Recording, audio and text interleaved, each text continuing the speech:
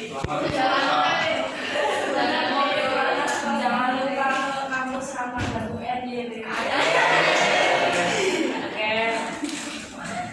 Perkenalkan kami dari kelompok 4 dengan anggota pertama Inain Sukawardani, saya sendiri sebagai moderator dengan NIM terakhir 03. Selanjutnya ada Muhammad Iqbal dengan NIM terakhir 004 sebagai operator.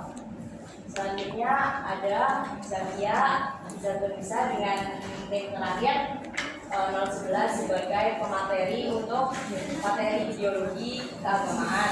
Selanjutnya ada Fadila Nur Aisyah dengan 3 digit nomor terakhir 025 sebagai pemateri nilai dan juga sistem nilai.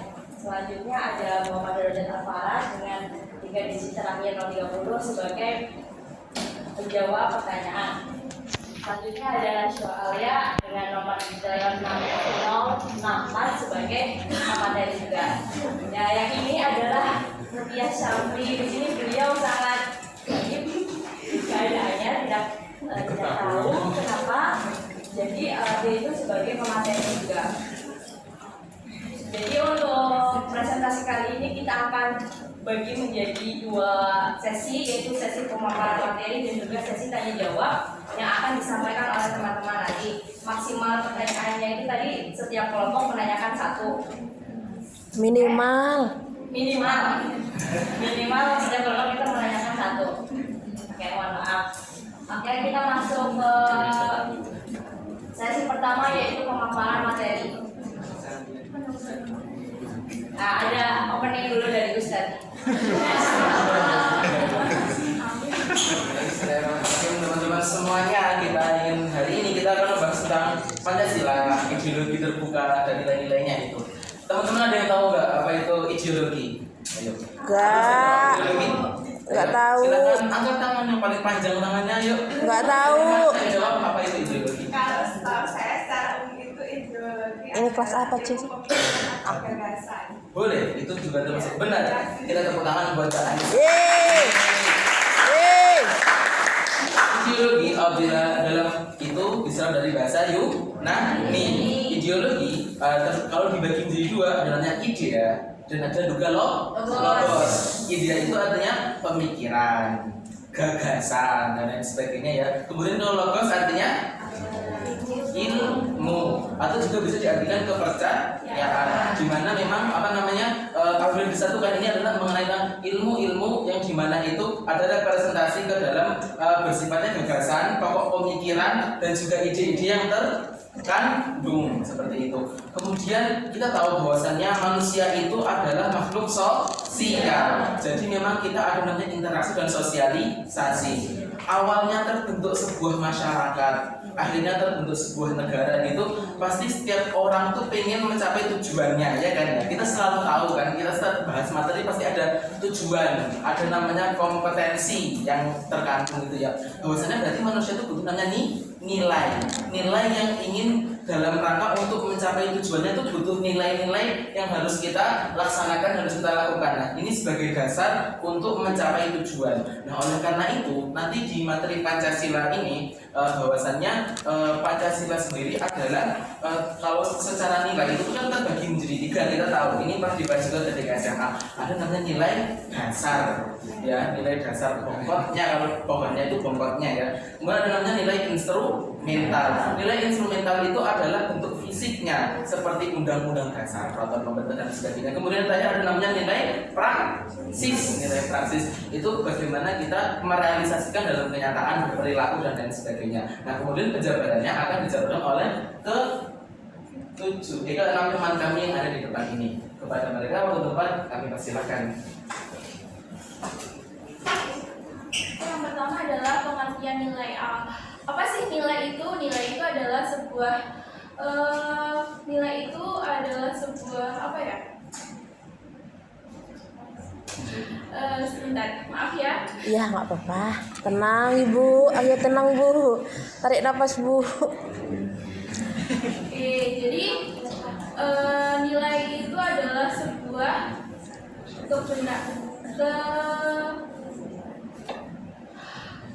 ke Nilai itu adalah sebuah sifat berharga yang diberikan kepada suatu objek. Jadi nilai itu bukan nilai itu Faras.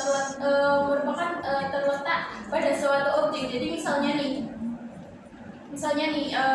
bunga itu harum karena nilainya itu di harumnya tapi bukan di bunganya. Jadi nilai itu tuh terletak pada suatu objek. Oke, selanjutnya ada macam-macam nilai. Jadi menurut Notonegoro, nilai itu terbagi menjadi 3. Yang pertama nilai material, nilai vital, dan nilai kerohanian. Nilai material itu nilai material itu yang berguna bagi kehidupan manusia atau kehidupan ragawi manusia. Misalnya tuh nilai kebutuhan ragawi manusia itu seperti kebutuhan makanan, kebutuhan pokok, kebutuhan sandang, dan kebutuhan papan. Sedangkan nilai vital itu nilai yang mendukung aktivitas manusia seperti semangat, rasa tekun, lalu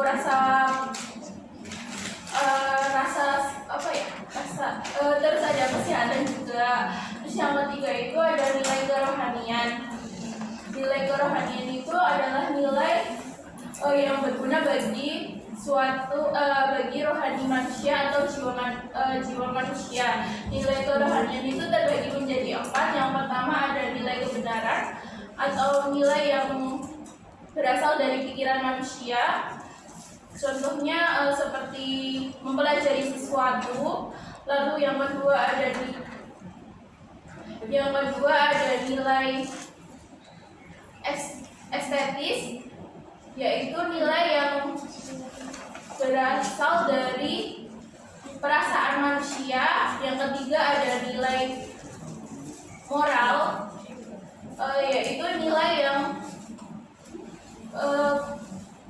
berasal dari pikiran manusia, berasal dari moral manusia. Yang keempat ada nilai kepercayaan. Nilai kepercayaan itu berasal dari kepercayaan manusia. Misalnya tuh mempercayai suatu agama atau ya seperti itu. Lalu ada yang selanjutnya ada sistem nilai dalam Pancasila. Pancasila sebagai sistem, Pancasila itu digunakan sebagai ideologi, yaitu sebagai prinsip berpikir, pedoman dalam kehidupan sehari-hari. Nah, nilainya itu terbagi menjadi 3 seperti yang disebutkan Faras tadi, yaitu yang pertama adalah nilai dasar. Nilai dasar merupakan dalam Pancasila sendiri, nilai dasar itu merupakan 5 sila-sila tersebut yang disusun secara piramidal dan hierarkis. Piramidal hierarkis itu contohnya seperti gambar piramid tersebut, yaitu kalau bisa dijelaskan itu tuh sila yang pertama itu menjiwai sila kedua, 3, 4, 5. Sila yang kedua itu dijiwai oleh sila pertama dan menjiwai sila 3, 4, dan 5, dan seterusnya. Lalu yang kedua adalah nilai instrumental. Nilai instrumental sendiri adalah nilai yang menjadi penjabaran dari nilai dasar. Yang ketiga adalah nilai praktis, yaitu penerapannya dalam kehidupan sehari-hari.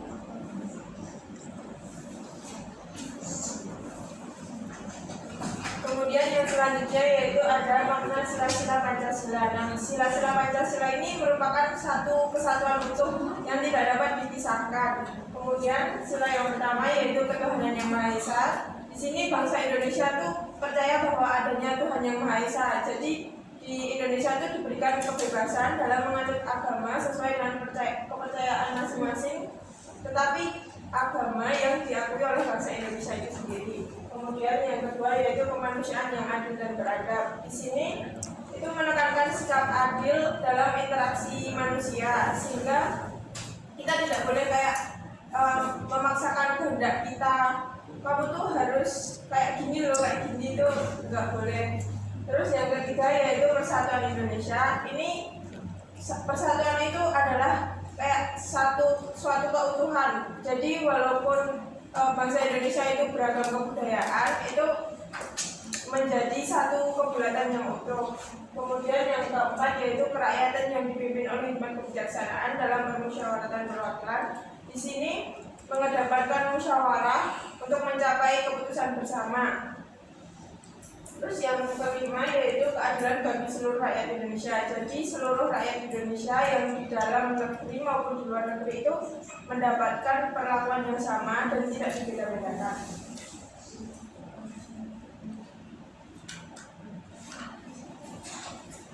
Kemudian kita ingin melihat apa itu liberalisme. Kita tahu bahwasannya setiap ideologi itu ada sejarahnya, ya kan ya. Kita tahu di Indonesia sendiri pernah ada namanya tragedi ya, di 13 PKI yang didalami oleh ideologi komunisme seperti itu. Kemudian juga kita pernah di zaman liberalisme juga. Kalau dalam liberalisme ini lebih ke lihat ke tahu kan yang di masa Indonesia itu ada perdana menteri, ada juga presiden. Itu kan caranya kayak Republik Indonesia Serikat itu Indonesia pernah ada di posisi itu. Republik Indonesia Serikat. Nah kemudian kita tahu liberalisme ini merupakan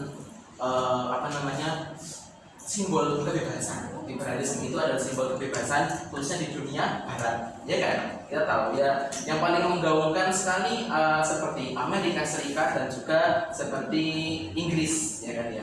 Mereka menganut liberalisme yang akut dan juga mengakar seperti itu. Kemudian berkembang pada tahun 1819 khususnya di Perancis dan Inggris. Ini juga ada hubungannya dengan sejarah panjang, tapi itu kalau diceritakan juga agak lumayan lama, karena kalau secara embrio sendiri tahun 1819 itu adalah zaman di mana kalau saya membuka historis Islam ya, kejayaan Islam mulai menurun, kemudian naiknya kejayaan negeri barat seperti itu. Ilmuwan-ilmuwan keluar dari barat dan lain sebagainya. Kemudian menyebar ke banyak aspek masyarakat, politik, ekonomi, sosial, pendidikan gitu. Itu juga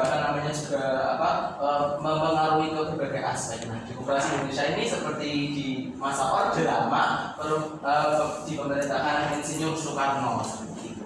Ya, semoga nanti dengan ini kita bisa membuka lagi lembaran sejarah yang lalu, kita buka untuk kemudian kita bandingkan apa keadaannya ketika Indonesia di masa liberalisme dan kemudian di masa saat ini seperti itu. Lanjut.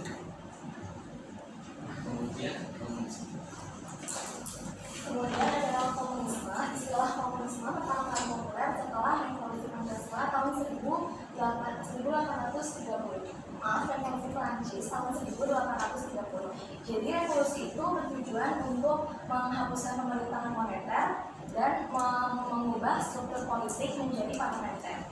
Kemudian ada komunisme pada di awal abad ke-19. Nah, itu komunisme itu sudah menjadi ideologi dan disebarluaskan ke negara lainnya. Kemudian pada 1921 dibentuklah PKI dalam SI. Jadi gerakan komunis pertama di Indonesia itu ada pada SI, Serikat Islam Terjadi Kepercayaan, dan kemudian dibentuklah PKI. Habis itu komunisme adalah sebuah ideologi. Nah, ini berasal dari Manifest Decommunization yang diterbitkan pada 21 Februari 1848 yang ditulis oleh Karl Marx dan Friedrich Engels. Kemudian manifesto komunis.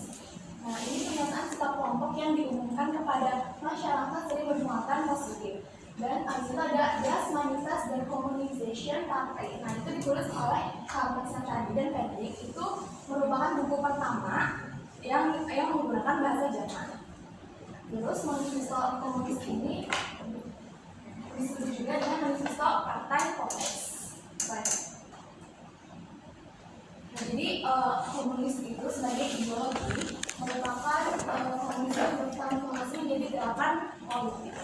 Jadi itu mencakup politik, sosial, ekonomi, dan filsafat.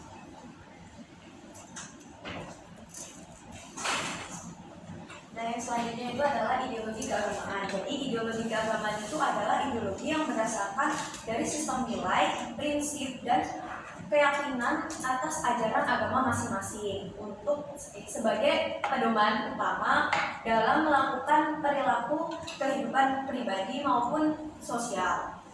Nah, di mana ideologi keagamaan ini berdasarkan kaidah-kaidah keagamaan tertentu yang mencakup seperti moralitas, etika, dan perilaku interaksi antara manusia. Contoh dari ideologi keagamaan ini ya seperti agama-agama kan ada banyak ya, kayak Islam, Katolik, nah seperti itu. Jadi ada sendiri-sendiri. Nah, selanjutnya di ideologi keagamaan ini memiliki keterikatan dengan yang namanya teologi, di mana teologi itu bisa menjadi dasar dari adanya ideologi keagamaan, di mana teologi itu adalah yang dapat diartikan sebagai ilmu ilahi atau doktrin atau keyakinan terhadap Tuhan, kepercayaan terhadap ajaran agama masing-masing untuk melakukan rutinitas keagamaannya. Dan di sini teologi itu sebagai teoritisnya dari ideologi keagamaan, sedangkan ideologi keagamaannya lebih ke praktisnya yang berperan untuk membentuk pandangan serta perilaku sesuai dengan agama yang dianut. Selanjutnya yaitu definisi Pancasila sebagai ideologi terbuka. Nah, ideologi terbuka sendiri itu adalah ideologi yang mampu mengikuti perkembangan zaman dan dinamis. Jadi, Pancasila sebagai ideologi terbuka ini adalah Pancasila yang sebagai ideologi yang mampu mengikuti perkembangan zaman, sehingga pada dasarnya itu Pancasila itu tetap, tapi dalam penjabarannya itu dapat dikembangkan mengikuti perkembangan zaman. Kemudian ciri-ciri ideologi terbuka yang pertama yaitu bersumber dari masyarakat atau rakyat. Yang kedua, terdapat kebebasan berpendapat. Yang ketiga, sifatnya dinamis. Yang keempat, sama dengan kebudayaan masyarakat. Yang kelima, sistem pemerintahan terbuka. Yang keenam, menjunjung tinggi hak asasi manusia atau HAM. Yang ketujuh yaitu mendukung keberagaman. Dan yang kedelapan, memiliki sistem hukum yang adil.